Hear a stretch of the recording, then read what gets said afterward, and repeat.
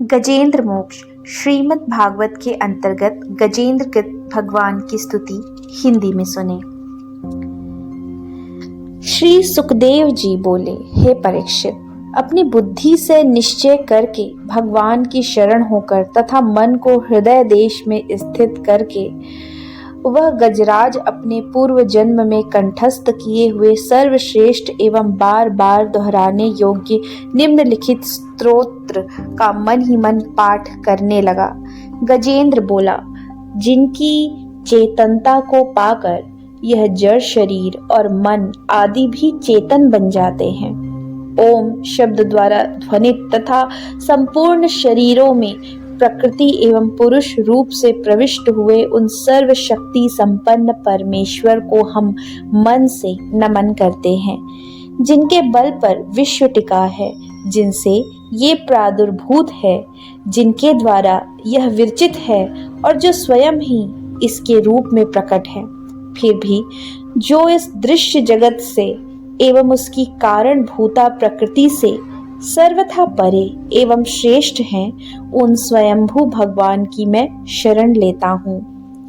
अपने संकल्प शक्ति से अपने ही स्वरूप में रचे हुए और सृष्टिकाल में प्रत्यक्ष और प्रलय काल में उसी प्रकार अप्रत्यक्ष रहने वाले इस शास्त्र प्रसिद्ध कार्य कारण रूप जगत को, जो अकुंठित दृष्टि होने के कारण साक्षी रूप से देखते रहते हैं और उनसे लिप्त नहीं होते, वे चक्षु आदि प्रकाश को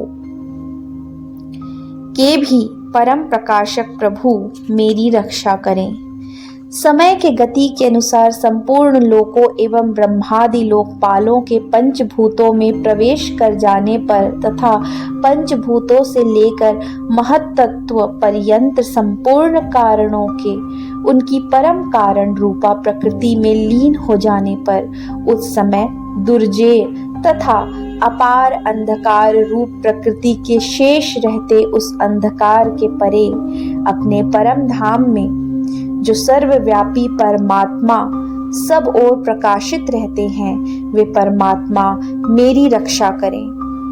विभिन्न रूपों में नाट्य करने वाले अभिनेता के वास्तविक स्वरूप को जिस प्रकार सामान्य दर्शक नहीं जान पाते, उसी प्रकार सतुगुणी देवता अथवा ऋषि भी जिनके स्वरूप को नहीं जानते, फिर अन्य साधारण जीव तो कैसे जान सकते हैं अथवा वर्णन कर सकते हैं। ऐसे वे दुर्गम चरित्र वाले प्रभु मेरी रक्षा करें।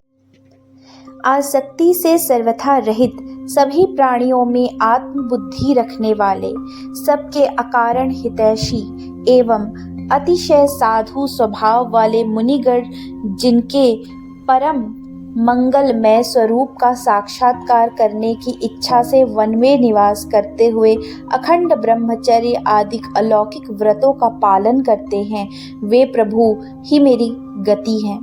जिनका सामान्य जनों की तरह कर्मवश न तो जन्म होता है और न जिनके द्वारा अभिमान जनित कर्म ही होते हैं, जिनके निर्गुण स्वरूप का न तो कोई नाम है न रूप ही, फिर भी जो समयानुसार जगत की सृष्टि एवं संहार के लिए स्वेच्छा से जन्म आदि को स्वीकार करते हैं, उन सर्वशक्तिमान परब्रह्म परमेश्वर को नमस्कार है। उन प्राकृत आकार रहित एवं अनेकों आकार वाले अद्भुत कर्मा परमेश्वर को बारंबार नमस्कार है। स्वयं प्रकाशित एवं सबके साक्षी भूत परमात्मा को नमस्कार है। उन प्रभु को जो मन, वाणी एवं चित्त वृत्तियों से भी सर्वथा परे हैं, बारंबार नमस्कार है।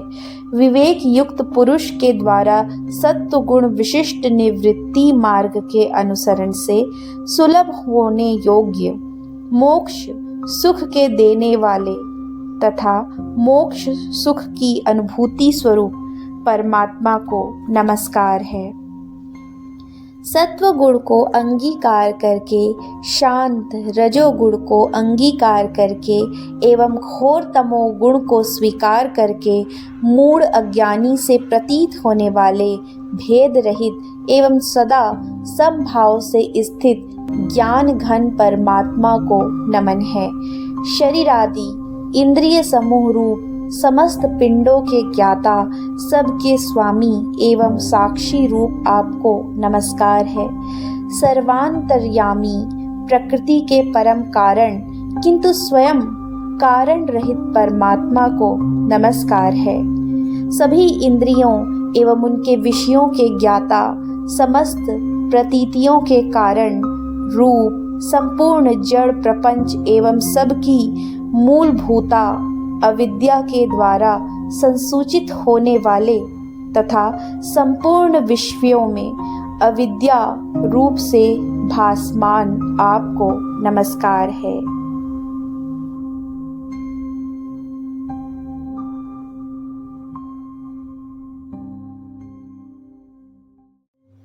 सबके कारणभूत किंतु स्वयं कारण रहित तथा कारण होने पर भी परिणाम रहित होने के फलस्वरूप अनेक कारणों से विलक्षण कारण रूप आपको बारंबार नमस्कार है।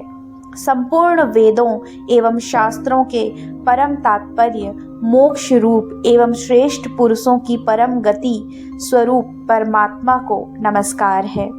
काष्ठों में अप्रकट जो त्रिगुण रूप ज्ञान में अग्नि है, उक्त गुणों के गतिशील होने पर जिनके मन में सृष्टि रचना की बाह्य वृत्ति जागृत हो जाती है तथा आत्म तत्व भावना के द्वारा विधि निशेष रूप शास्त्र से भी ऊपर उठे हुए ज्ञानी महात्माओं में जो स्वयं प्रकाशमान रहते हैं, उन परमात्मा को मैं नमस्कार करता हूँ। मुझ जैसे पशु तुल्य अविद्याग्रस्त शरणागत जीव की अविद्या रूप फांसी को सर्वदा के लिए पूर्ण रूप से निर्मूल कर देने वाले अत्यधिक दयालु एवं दया करने में कभी प्रमाद न करने वाले नित्य मुक्त प्रभु को नमस्कार है। अपने अंश से समस्त जीवधारियों के मन में अंतर्यामी रूप से प्रकट रहने वाले सर्वनियंता परम परमात्मा आपको नमस्कार है।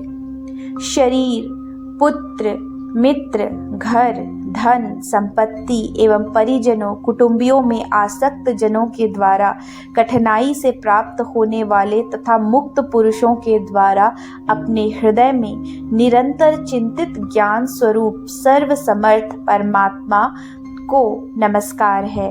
धर्म युक्त अभिलषित भोग, धन संपत्ति एवं मोक्ष की कामना से जिन्हें भजने वाले लोग अपनी अभिष्ट गति पा लेते हैं और जो प्रभु उन्हें अन्य प्रकार के अयाचित भोग एवं अविनाशी पार्षद पद भी देते हैं, वे अतिशय दयालु प्रभु मुझे सदा के लिए इस विपत्ति से उबार लें। जिनके अनन्य भक्त एकमात्र उस भगवान के ही शरण हैं और जो धर्म अर्थ आदि किसी भी पदार्थ की कामना नहीं करते, अपितु उन्हीं के परम मंगलमय एवं अत्यंत विलक्षण चरित्र का गान करते हुए आनंद सागर में गोते लगाते हैं।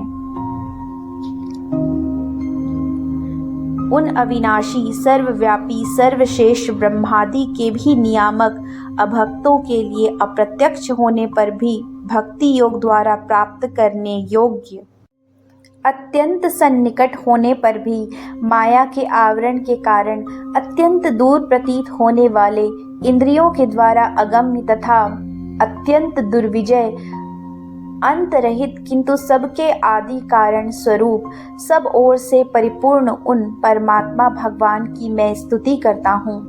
ब्रह्मादि समस्त देवगण, चारों वेद तथा संपूर्ण चर अचर जीव नाम और आकृति के भेद से उन परमात्मा के अत्यंत शुद्र अंश के द्वारा रचित हैं। प्रज्वलित अग्नि से जिस प्रकार लपटें तथा सूर्य से उसकी किरणें बार बार निकलती हैं और पुनः अपने कारण में लय हो जाती हैं, उसी प्रकार बुद्धि, मन, इंद्रियां और विभिन्न योनियों के शरीर तथा यह गुणमय प्रपंच स्वयं प्रकाश परमात्मा से प्रकट होता है और पुनः उन्हीं में लय हो जाता है। हे प्रभु, आप न तो देवता हैं, न असुर, न मनुष्य हैं, न तिर्यक, किसी योनि के प्राणी हैं, न आप स्त्री हैं, न पुरुष हैं और न नपुंसक ही हैं, न आप ऐसे कोई जीव हैं जिनका इन तीनों ही श्रेणियों में समावेश हो सके। आप न गुण हैं, न कर्म, न तो कारण ही हैं। सबका निषेध हो जाने पर जो कुछ शेष रहता है वही आपका स्वरूप है और आप ही सब कुछ हैं। ऐसे परमेश्वर, आप मेरे उद्धार के लिए प्रकट हों। इस ग्राह्य के पंजे से छूटकर मैं जीवित रहना नहीं चाहता, क्योंकि अंतर एवं बाह्य सब ओर से अज्ञान से आवृत इस गज शरीर से मुझे क्या लेना देना है। मैं तो आत्म प्रकाश को आच्छादित कर देने वाले उस अज्ञान से निवृत्ति चाहता हूँ, जिसका कालक्रम से स्वतः विनाश नहीं होता, अपितु भगवत कृपा से अथवा ज्ञान के उदय से होता है। इस प्रकार मोक्ष का इच्छुक मैं विश्व नियंता, विश्व रूप में प्रकट तथा विश्व से सर्वथा परे, विश्व को खिलौना बनाकर खेलने वाले, विश्व में आत्म रूप से संव्याप्त, अजन्मा, सर्वव्यापक एवं प्राप्त करने योग्य वस्तुओं में सर्वश्रेष्ठ श्री हरि विष्णु को केवल प्रणाम ही करता हूँ और मैं उनके शरणागत हूँ। भगवत भक्ति रूपी योग के द्वारा जिन्होंने कर्मों को दग्ध कर डाला है, वे योगी जन उसी योग बल के द्वारा शुद्ध किए हुए अपने हृदय में जिन्हें प्रकट हुआ देखते हैं, उन योगेश्वर भगवान को मैं नमन करता हूँ।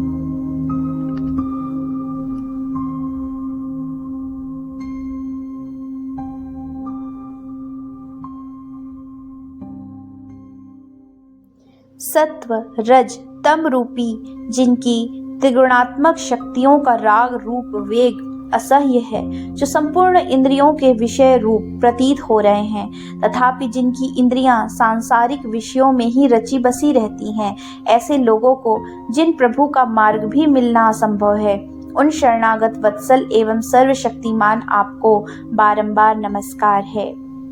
श्री सुखदेव जी बोले, उपरोक्त अनुसार भगवान के भेद रहित निर्गुण स्वरूप का जिसने वर्णन किया था, उस गजराज के समीप जब ब्रह्मादि कोई भी देवगण नहीं आए, जो विभिन्न प्रकार के विशिष्ट विग्रहों को ही अपना स्वरूप स्वीकारते हैं, तब साक्षात श्री हरि विष्णु, जो सर्वात्म स्वरूप होने के कारण सर्वदेव स्वरूप हैं, वहां प्रकट हो गए। गजेंद्र को इस प्रकार दुखी देखकर तथा उसके द्वारा की गई स्तुति को सुनकर सुदर्शन चक्रधारी जगदाधार भगवान इच्छा अनुरूप वेग वाले गरुण जी की पीठ पर आरूढ़ हो स्तवन करते हुए देवता गणों के सहित तत्काल उस स्थान पर उपस्थित हो गए जहां पर वह गजेंद्र था।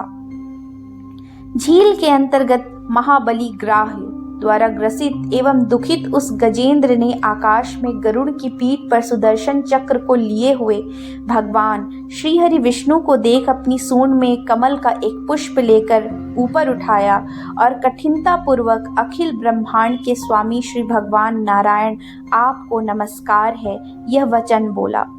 स्वयंभू भगवान श्री हरि उसे पीड़ित देखकर एकाएक गरुड़ को छोड़ नीचे सरोवर में उतर आए और दयार्द हो ग्राह्य सहित उस गजेंद्र को तत्काल सरोवर से बाहर निकाल लाए और देवगणों के देखते देखते सुदर्शन चक्र से उस ग्राह्य का मुंह फाड़कर उसमें फंसे हुए गजेंद्र को छुड़ा लिया।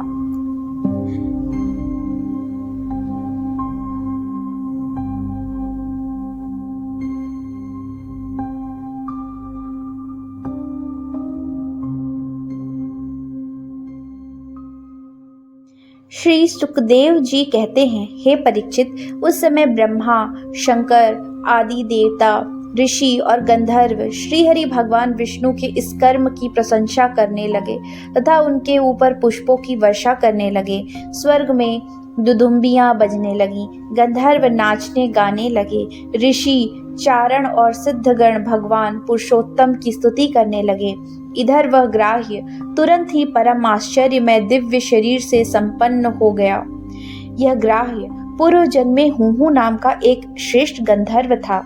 देवल ऋषि के शाप से उसे यह योनि प्राप्त हुई थी, जो भगवान की कृपा से जीवन मुक्त हो गया। उसने सर्वेश्वर भगवान के चरणों में सिर रखकर प्रणाम किया। इसके बाद वह भगवान के सुयश का गान करने लगा। यथार्थतः अविनाशी भगवान ही सर्वश्रेष्ठ कीर्ति से संपन्न है। उन्हीं के गुण और मनोहर लीलाएं गान करने योग्य हैं। भगवान के कृपा पूर्ण स्पर्श से उसके सारे पाप ताप नष्ट हो गए। उसने भगवान की परिक्रमा करके उनके चरणों में प्रणाम किया और सबके देखते देखते अपने लोक को प्रस्थान किया। गजेंद्र भी भगवान का स्पर्श प्राप्त होते ही अज्ञान के बंधन से मुक्त हो गया। उसे भगवान का ही रूप प्राप्त हो गया। वह पीतांबरधारी एवं चतुर्भुज बन गया। गजेंद्र पूर्व जन्म में द्रविड़ देश का पांड्य वंशी राजा था। उसका नाम इंद्रद्युम्न था। वह भगवान का एक श्रेष्ठ उपासक एवं अत्यंत यशस्वी नरेश था। एक बार राजा इंद्रद्युम्न राजपाट छोड़कर मलय पर्वत पर रहने लगे थे। उन्होंने जटाएं बढ़ा ली, तपस्वी का वेश धारण कर लिया।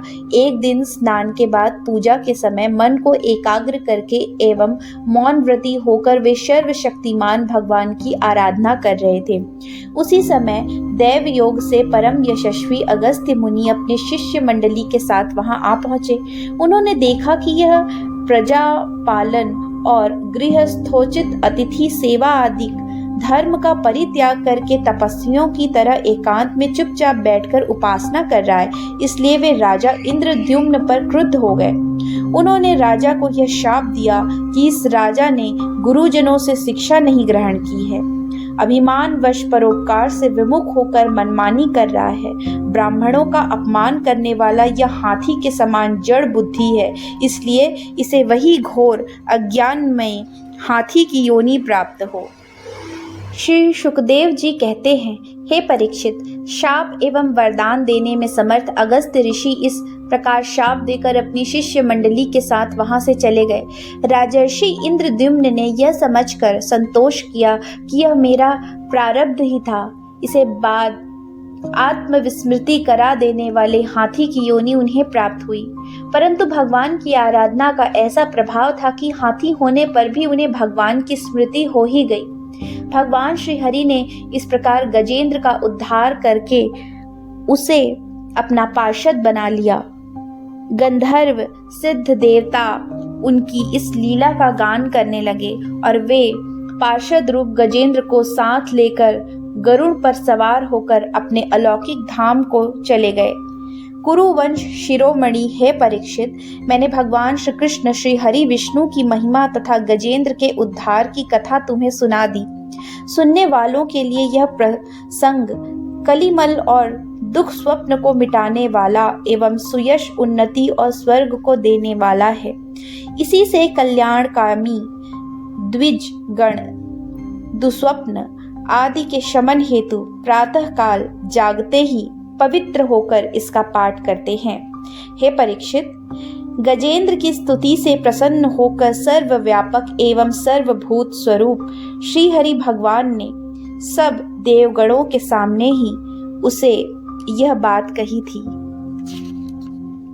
श्री भगवान बोले, जो लोग रात्रि के पिछले पहर में उठकर इंद्रिय निग्रह पूर्व एकाग्र चित्त से मेरा तथा इस सरोवर, पर्वत एवं कंदरा, वन, बेंत, कीचक और बांस के झुरमुट, यहाँ के दिव्य वृक्ष तथा पर्वत शिखर, ब्रह्मा जी और शिव जी के निवास स्थान, मेरे प्यारे धाम क्षीर सागर, प्रकाशमय श्वेत द्वीप, श्रीवत्स कौस्तुभ मणि, वनमाला, मेरी कौमोद की गदा, सुदर्शन चक्र, पांचजन्य शंख, पक्षीराज गरुड़, मेरे सूक्ष्म कला स्वरूप शेष जी, मेरे आश्रम में रहने वाली लक्ष्मी देवी, ब्रह्मा जी, देवर्षि नारद, शंकर तथा भक्तराज प्रहलाद, मत्स्य, कच्छप, वराह आदि अवतारों में किए हुए मेरे अनंत पुण्यमय चरित्र, सूर्य, चंद्रमा, अग्नि, ओमकार, सत्य, मूल प्रकृति, गौ, ब्राह्मण, अविनाशी, सनातन धर्म,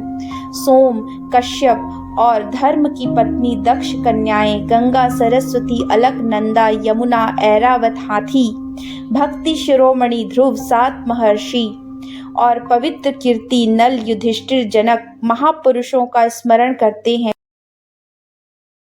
वे समस्त पापों से छूट जाते हैं, क्योंकि ये सब के सब मेरे ही रूप हैं। हे प्रिय गजेंद्र, जो लोग ब्राह्य मुहूर्त में जग कर तुम्हारी की हुई स्तुति से मेरा स्तवन करेंगे, मृत्यु के समय उन्हें मैं निर्मल बुद्धि प्रदान करूंगा। श्री शुकदेव जी कहते हैं, हे परीक्षित, भगवान श्री कृष्ण श्री हरि विष्णु ने ऐसा कहकर देवता गणों को आनंदित करते हुए अपना श्रेष्ठ शंख बजाया और गरुड़ पर सवार होकर स्वधाम को चले गए। इति श्री गजेंद्र मोक्षोपाख्यानम संपूर्णम।